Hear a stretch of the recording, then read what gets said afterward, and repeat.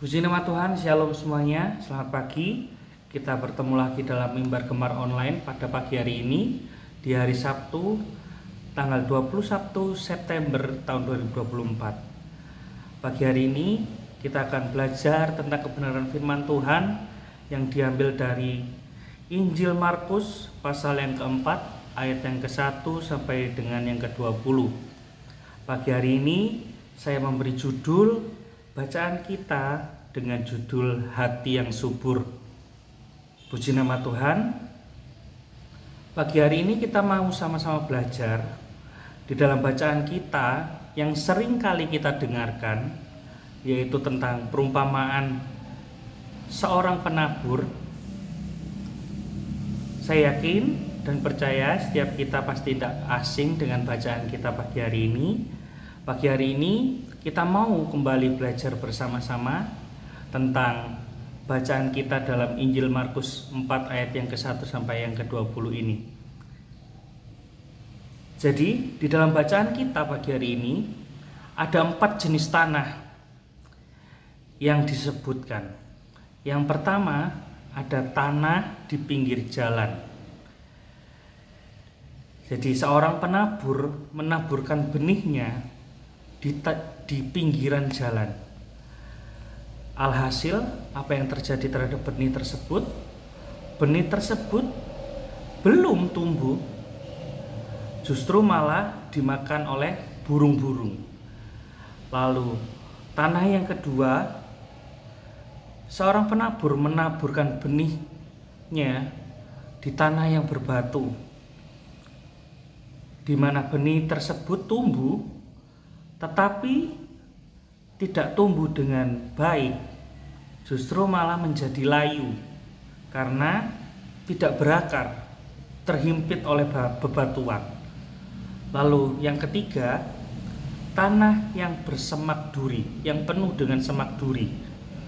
Seorang penabur ketika menaburkan benihnya di tanah yang penuh dengan semak duri ini, benih tersebut tidak tumbuh, justru malah mati karena terhimpit oleh duri-duri. Lalu yang keempat, yang terakhir adalah tanah yang baik. Ketika seorang penabur menaburkan benihnya di tanah yang baik, di mana yang kita semua tahu, benih tersebut bertumbuh dengan baik, bertumbuh bahkan berbuah lebat. Nah, pagi hari ini kembali lagi Tuhan ingatkan kepada setiap kita anak-anaknya lewat perumpamaan tentang seorang penabur, bahwa benih itu adalah firman Tuhan. Yesus mengajarkan bagaimana firman Tuhan dapat diterima oleh hati manusia lewat perumpamaan di atas. Bagaimana firman Tuhan itu tumbuh merupakan gambaran dari respon hati kita ketika kita menerima firman Tuhan. Banyak sekali respon yang terjadi ketika kita menerima firman Tuhan. Ada yang mendengarkan firman Tuhan tetapi tidak mengerti maksud dari firman itu. Ada yang menyimak firman Tuhan dari awal sampai akhir tetapi kenyataannya hilang. Ketika pulang ke rumah, ketika ditanyai oleh orang tua, firman apa yang kamu dapat hari ini? Seketika lupa karena hanya menyimak saja. Lalu respon yang berikutnya, ada yang mendengarkan firman Tuhan, menyimak dari awal sampai pada akhir firman itu disampaikan oleh hamba Tuhan. Tetapi setiap harinya dia tetap merasa khawatir. Hidupnya dipenuhi dengan kekhawatiran, ketakutan.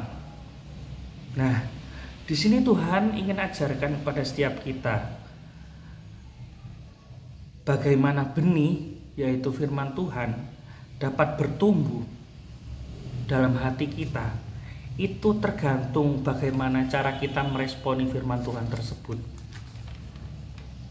Yesus mengajarkan kita tentang perumpamaan. Bahkan dulu di dalam kisahnya Tuhan Yesus lebih senang mengajarkan firman Tuhan kepada murid-murid, kepada orang-orang yang mengikutinya itu lewat perumpamaan.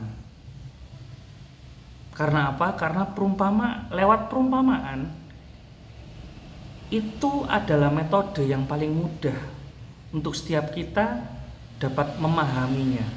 Begitu juga orang-orang dulu, ketika Tuhan Yesus menyampaikan firman Tuhan lewat perumpamaan, entah itu perumpamaan tentang seorang penabur, entah itu perumpamaan tentang anak sulung, atau apapun itu pasti akan lebih mudah dipahami oleh murid-muridnya, oleh pengikut-pengikut Tuhan Yesus dulu, bahkan oleh kita juga.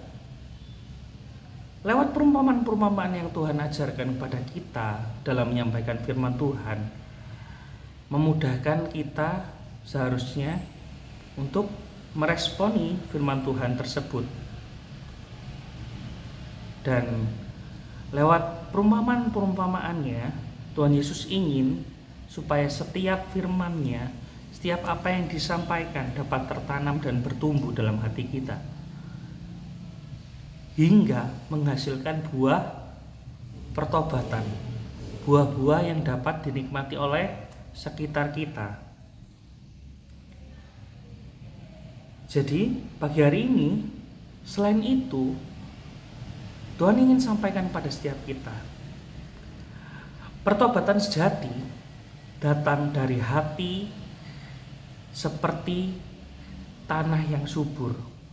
Maksudnya bagaimana? Hati yang mau menerima firman Tuhan dengan terbuka dan mau mempraktikkannya dalam kehidupan sehari-hari. Saat kita menerima firman Tuhan dengan baik, dengan fokus, dan mau mempraktekkannya dalam hidup kita, saya percaya setiap kita akan mengalami pertobatan kita masing-masing. Dan setiap kita, saya percaya, akan menghasilkan buah kita sendiri-sendiri.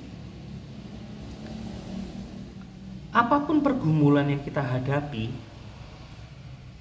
apapun masalah yang datang silih berganti dalam hidup kita, ketika kita menerima firman Tuhan dengan baik, dengan hati yang terbuka, dengan mau mempraktekkan firman Tuhan tersebut dalam kehidupan kita sehari-hari, saya yakin setiap kita pasti akan tetap fokus menjalani kehidupan kita. Kita nggak akan melihat masalah kita ini lebih besar daripada Tuhan kita. Kita bahkan lupa sama masalah-masalah kita, sama pergumulan kita, karena respon hati kita sudah benar. Jadi tidak berhenti di situ saja. Sebagai pendengar sekaligus pelaku firman Tuhan, kita dituntut untuk bisa menghasilkan buah lewat kehidupan kita. Selain buah-buah pertobatan, kita juga menghasilkan buah-buah roh seperti yang disampaikan di dalam Alkitab. Buah-buah itu akan dapat dinikmati oleh sekitar kita.